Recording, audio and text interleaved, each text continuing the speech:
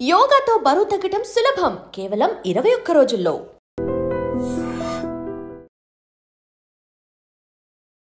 Welcome to iDream media.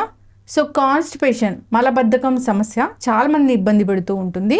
So ఈ problem అనేది ఎందుకు, అసలు దీన్ని ఎప్పుడు ప్రాబ్లం లాగా అనుకోవచ్చు, సో దీనికి న్యాచురల్ రెమెడీస్ అయినా ట్రీట్మెంట్కి వెళ్ళాల్సిన అవసరం ఉంటుందా, వివరాలు తెలుసుకుందాం. మనతో పాటు ప్రముఖ internal medicine specialist doctor Rajesh Ukkala గారు ఉన్నారు.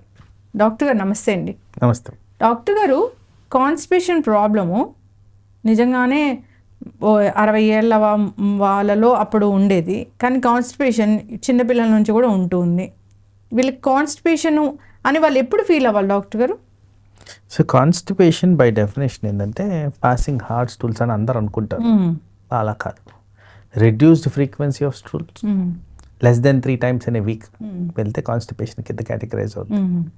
స్ట్రెయినింగ్ ఫర్ స్టూల్స్, అక్కడికి వెళ్ళి కూర్చొని చాలాసేపు మోషన్ రాకపోవడం అనేది కూడా కాన్స్టిపేషన్ కిందే. అండ్ హార్డ్ స్టూల్స్, సో ఇవన్నీ కూడా కాన్స్టిపేషన్ కింద కేటగరైజ్ చేయాలి.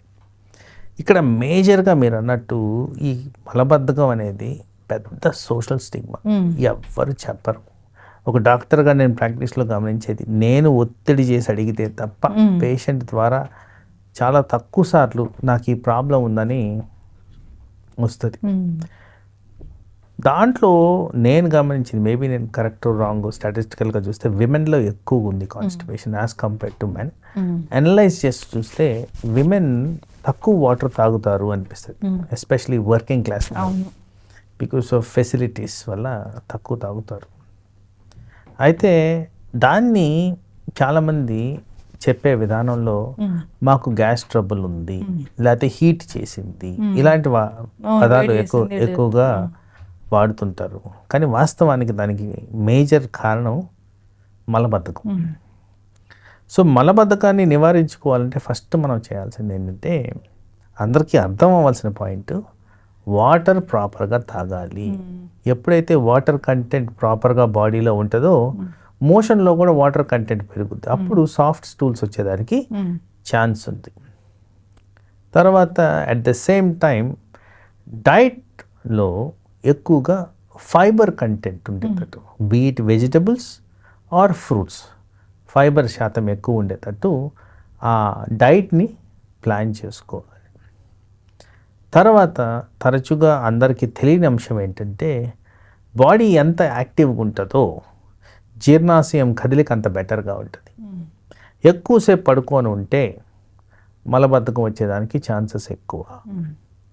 సో అది కూడా మనం గమనించుకోవాల్సిన అవసరం ఉంది. ఇవే కాకుండా మనం వాడుతున్న మెడిసిన్స్, పర్టికులర్గా ఓవర్ ద కౌంటర్ మెడిసిన్స్, ఈ ఓవర్ ద కౌంటర్ మెడిసిన్స్లో ఈ సీజన్లో కోల్డ్, కాఫ్ వీటి గురించి మందులు వాడుతూ ఉంటాం. వాటి కారణంగా కూడా మలబద్ధకం వచ్చేదానికి ఆస్కారం ఉంది. అది కూడా ఇర్రాషనల్ యూసేజ్ ఆఫ్ ఆ సబ్స్టెన్స్, ఎంత అమౌంట్ ఎంత క్వాంటిటీ ఎవరికి ఏమీ తెలియకుండా వాడుతుంటారు. సో వాటిలో కారణంగా కూడా మనకి మలబద్ధకం దారితీసేదానికి అంశం ఉంది. తర్వాత చాలామందికి ఇది చెప్పుకోలేని స్టిగ్మా ఏంటంటే, హర్షమొలలు ఎక్కువగా ఉంటాయి చాలామందిలో కాన్స్టిపేషన్ వల్ల. దానివల్ల నొప్పి ఉంటుంది, పెయిన్ కారణంగా మోషన్ పోకుండా ఆపేసుకుంటూ ఉంటారు.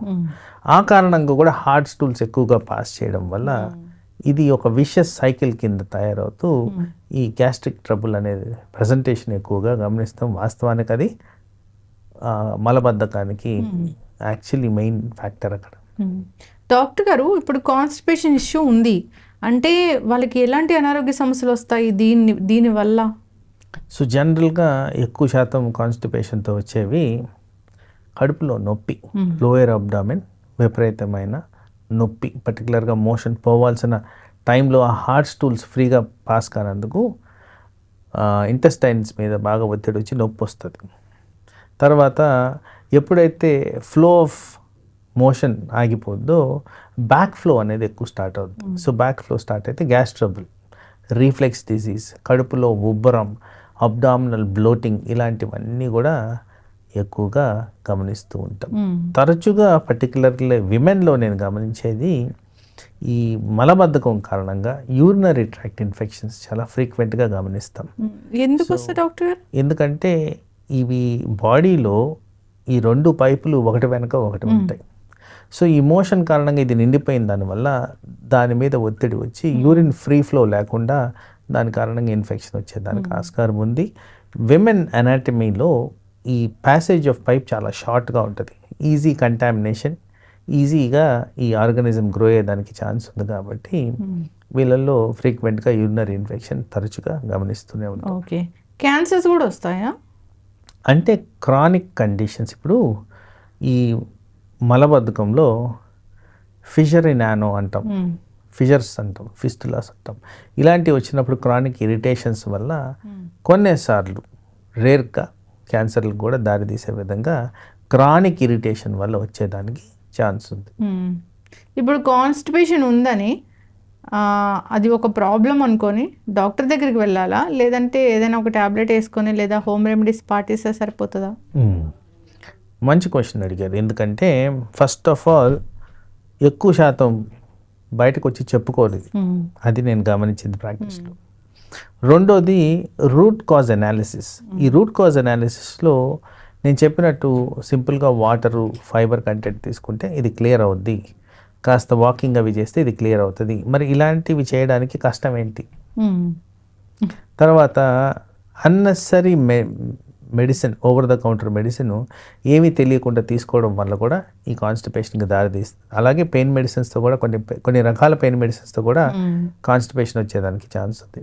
సో అలా డాక్టర్ సలహాలు, సూచనలు లేకుండా లాంగ్ టర్మ్గా ఇట్లాంటి మెడిసిన్స్ తీసుకోవడం, సింపుల్ న్యాచురల్ మెథడ్స్ పాటించకపోవడం, ఇవన్నీ వల్ల అది కాంప్లికేట్ అయ్యి డాక్టర్కి పోయే విధంగా తయారవుతుంది పరిస్థితి. సో ఆ అనలిటికల్ అనాలిసిస్, ఆ ఇన్సైట్ ఉన్న వాళ్ళు ఇలాంటివి చేయగలిగితే బాగానే ఉంటుంది. కానీ అర్థం కానప్పుడు వెళ్ళి హెల్ప్ తీసుకోవడంలో తప్పు లేదు. ఇప్పుడు కాన్స్టిపేషన్ ఉందని ఒక పేషెంట్ వచ్చారు, అంటే ట్రీట్మెంట్ అంటే ఎలా ఉంటుంది? ఇప్పుడు కాన్స్టిపేషన్ ఉందని వచ్చారు, మనకి డైవల్జింగ్ ఆఫ్ ఇన్ఫర్మేషన్ ఇంపార్టెంట్. డాక్టర్కి ఎప్పుడైనా కరెక్ట్గా ఇన్ఫర్మేషన్ ఇస్తేనే మనం. సో ఈరోజు కూడా నేను నా ప్రాక్టీస్లో చూసింది, మీరు ఎంత వాటర్ తాగుతారు అన్నాను. నేను ఈజీగా 3 లీటర్స్ తాగుతారు అన్నాను. తర్వాత కాస్త డీటెయిల్డ్గా నేను అనాలిసిస్ చేసినప్పుడు ఆమె మొత్తానికి ఒక రోజుకి కలిపి 6 నుంచి 7 గ్లాసెస్ ఆఫ్ వాటర్ తాగుతున్నారు. 6 to 7 గ్లాస్ ఆఫ్ వాటర్ అంటే 1.5 లీటర్. అది చెప్పడం మాత్రం తనకు అనిపించింది 3 లీటర్ల పైన తాగుతున్నాను అని. సో డెఫినెట్లీ బాడీలీ రిక్వైర్మెంట్స్కి తక్కువగా ఉంది. సో అందుకోసం ఫస్ట్ అండ్ ఫార్మోస్ట్ ఈ న్యాచురల్ థింగ్స్ ఫాలో అవుతున్నారా లేదా, క్లియర్ కట్ ఇన్ఫర్మేషన్ అనేది తీసుకోవాలి. అసోసియేటెడ్ కండిషన్స్ అంటే థైరాయిడ్లో మలబద్ధకం చాలా కామన్, మనం ఫ్రీక్వెంట్గానే చూస్తుంటాం. అలాంటివి కూడా మేము అనలిటికల్గా చూసుకోవాలి. తర్వాత కొంత మెడికేషన్, మేము ఇచ్చే మెడికేషన్స్లోనే ఫర్ ఎగ్జాంపుల్ ఐరన్ ట్యాబ్లెట్, కొన్ని రకాల షుగర్ ట్యాబ్లెట్, కొన్ని రకాల బ్లడ్ ప్రెషర్ ట్యాబ్లెట్, ఇవన్నీ కామన్గా వాడుతున్న మెడిసిన్స్. వీటి కారణంగా ఏమన్నా మలబద్ధకం వస్తుందా? సో ఈ అనాలిసిస్ అనేది మేము చేసుకోవాలి. సో ప్రైమరీగా న్యాచురల్గా చేయాల్సింది చేస్తున్నారా లేదా, ఒకవేళ అవన్నీ పాటిస్తుంటే ఇలాంటి కండిషన్స్ ఏమైనా అసోసియేటెడ్ ఉన్నాయా, లేదు డ్రగ్ రిలేటెడ్ రిలేషన్ ఉందా, ఇలా మొత్తం అనలైజ్ చేసుకొని దాన్ని కరెక్టివ్ మెజర్స్కి తీసుకెళ్తే దీన్ని ఈజీగా మేము ఆల్టర్ చేసుకోవచ్చు. మళ్ళీ దానికోసం ట్యాబ్లెట్స్ కూడా ఉంటాయా? Oh yeah, multiple types of tablets, tonics and fibre powders ఉన్నాయి. ఓకే. సో ఇవన్నీ అవసరమైన చోట, అవసరమైన మోతాదుల్లో, అవసరమైన డ్యూరేషన్కి మేము ఇవ్వడం జరుగుద్ది. ఫైబర్ పౌడర్స్ అంటే మేము తెచ్చుకోవచ్చు డాక్టర్ గారు? జనరల్ ఎవరైనా తెచ్చుకోవచ్చు, కానీ అక్కడ రిక్వైర్మెంట్ ఎలా ఉందనేది మనం గమనించుకోవాలి. మీరు ఫైబర్ పౌడర్ తెచ్చుకుంటున్నారు కాబట్టి ఫైబర్ ఉన్న సబ్స్టెన్సెస్ ఎందుకు తెచ్చుకోవట్లేదు? ఎందుకు వెజిటబుల్స్ తెచ్చుకోవట్లేదు? ఎందుకు ఫ్రూట్స్ తెచ్చుకోవట్లేదు? ఓల్డ్ ఏజ్ పర్సన్స్ ఇంట్లో ఉంటే కనుక వాళ్ళకి ఇలాంటి ఫైబర్ రిచ్ ఫుడ్ అనేది మనకి ఒక సోర్స్ ఉంటుంది, ఏంటంటే ఫ్రూట్స్, అంతే. వాళ్ళు అది కూడా తినలేనప్పుడు ఇలాంటి ఫైబర్ పౌడర్స్ మీద డిపెండ్ అవ్వచ్చా? డిపెండ్ అవ్వచ్చు, నష్టమే లేదు. ఎందుకంటే most of the fibre content ఏదైతే వస్తుందో మనకి ఈ రైస్ మీద ఉన్న ఆ పొట్టు, తౌడ్ అంటాం చూడండి, హస్క్తో వచ్చేది. సో ఆ హస్క్ని మెడికల్ ఫామ్లో అప్పుడు అమ్ముతున్నారు కాబట్టి they are friendly to the body, దానివల్ల మనకి ఎటువంటి నష్టం లేదు.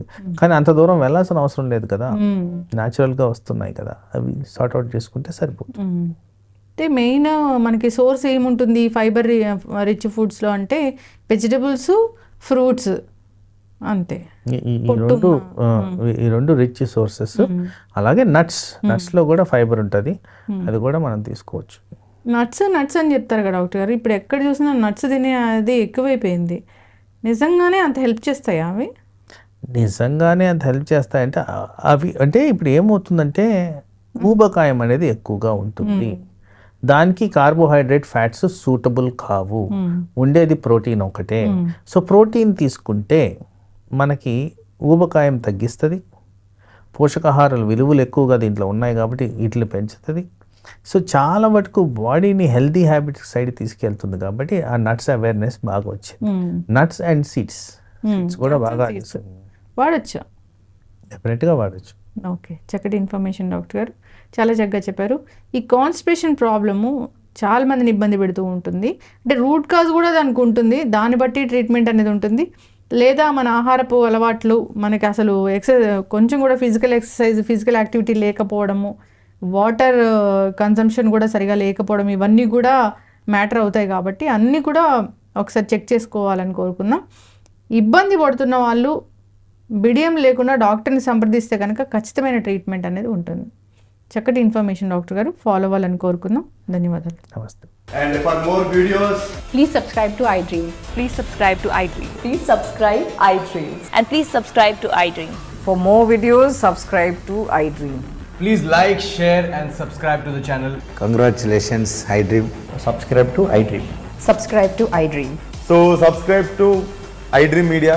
iDream ki iDream team andarki huge congratulations. Please subscribe iDream Media. Please subscribe to iDream. Subscribe iDream. Please subscribe to iDream.